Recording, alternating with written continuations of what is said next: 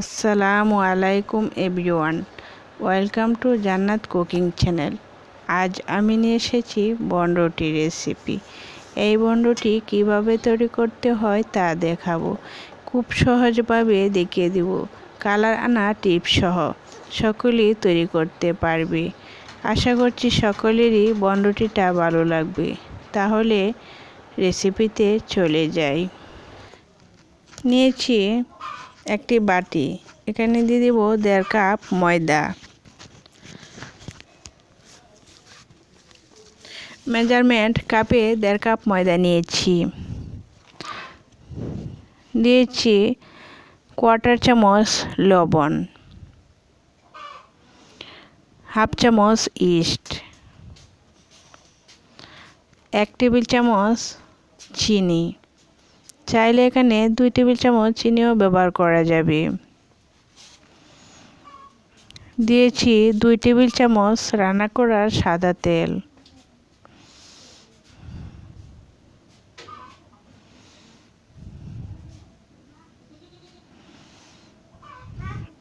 এখন সবগুলো উপকরণ হাতের সাহায্যে মিশিয়ে নেব। খুব ভালো করে মিশাতে হবে যাতে তেলের কোনো দলা না থাকে। এরকমভাবে মিশিয়ে নিচ্ছি। এখন আমার মেশানো হয়েছে।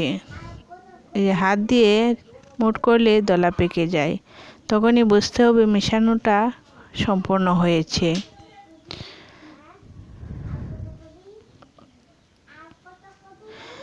নিয়েছি কুসুম গরম পানি। এখানে হাত দিয়ে ধরা যায় এরকম পানি নিতে হবে, খুব বেশি গরম পানি দেওয়া যাবে না। এখন অল্প অল্প পানি দিয়ে ডোটা তৈরি করে নিচ্ছি। খুব বেশি পানি হুট করে দেওয়া যাবে না, তাহলে ডোটা নরম হয়ে যেতে পারে।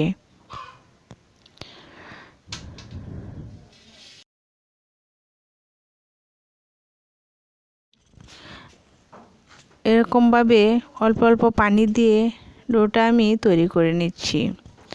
ডোটা তৈরি করা হয়েছে। হাতে একটু তেল লাগিয়ে উপর দিয়ে লাগিয়ে নিচ্ছি যাতে ড্রাই না হয়ে যায়। এখন ডোটা ঢাকনা দিয়ে ঢেকে 10 থেকে 15 মিনিট রেস্টে রেখে দেব। খুব ভালো ইস্ট হলে বেশি সময় লাগে না অ্যাক্টিভ হতে।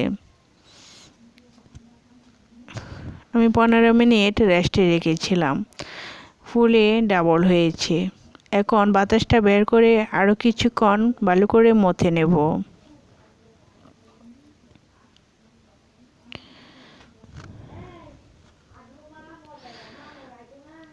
ভালো করে মথে নিয়েছি।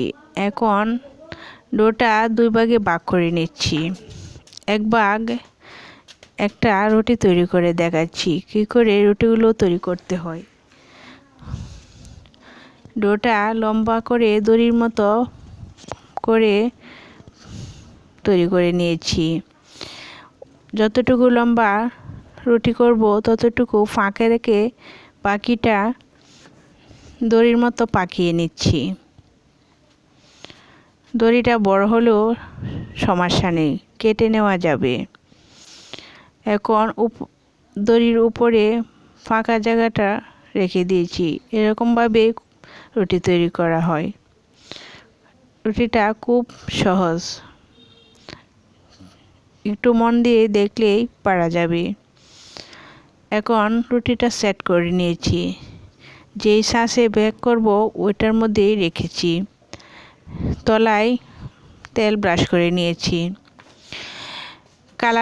কালারের জন্য নিয়েছি একটি ডিমের কুসুম আর 1 চামচ পাউডার দুধ। দুটি উপকরণ ভালো করে মিশিয়ে নিচ্ছি। চাইলে শুধু ডিমের কুসুমও দেওয়া যাবে। দুধ দিলে কালারটা খুব ভালো আসে। এখন রুটির উপরে ব্রাশ করে নিয়েছি। একটি সিলভারের হাঁড়ি। কালার আনতে গেলে সিলভারের হাঁড়ি আর সিলভারের ঢাকনা লাগবে, তবে কালারটা খুব ভালো আসবে। আমি 15 মিনিট চুলায় বেক করেছি লো ফ্লেমে, আর 5 মিনিট মিডিয়াম আছে। 5 মিনিট বেক করার পর কালারটা খুব সুন্দর এসেছে। খেয়াল রাখতে হবে রুটিটা কতটুকু কালার এসেছে, না হলে নিচ দিয়ে পুড়েও যেতে পারে।